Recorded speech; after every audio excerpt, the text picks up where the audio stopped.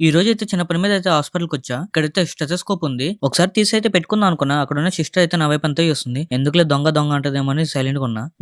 నేను మరీ అంత ఎదవలా కనపడుతున్నానా? ఓ మాదిరిగా కూడా కనపడట్లేదా? ఇంక మధ్యాహ్నం అయితే మా ఫ్రెండ్ గాడు ఫోన్ చేసాడు. "అరే రాజు గాడు ఏం తింటలేడని" చెప్పిండు.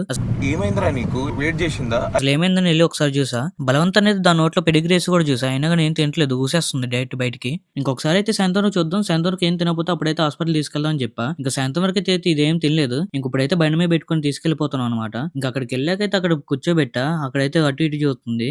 ఒక సైడ్ ఏమో కుందేళ్లున్నాయి. ఇంకో సైడ్ ఏమో కోడి పిల్లలున్నాయి. దేన్నేసేద్దామని చూస్తుంది ఇది. ఒరే ఇదేంద్రిద్యా ఆఫర్ ఇచ్చినట్టుంది నాకా రే చిన్న కథ కదిరిద్యా. ఇంక ఇందులోపు అయితే డాక్టర్ గారు వచ్చారు. ఒకసారి అయితే చెక్ చేశారు. దీనికైతే ఫీవర్ ఉందని చెప్పారు. ఇంకా బ్యాక్ సైడ్ 2 కళ్ళకైతే 2 ఇంజక్షన్లు అయితే చేశారు. ఇంకా దెబ్బకి రాజుబాయ్ అయితే నడవలేక కూర్చుని పోయాడు. అసలు నుంచో పెడుతున్నా కానీ నడవట్లేదు అనమాట.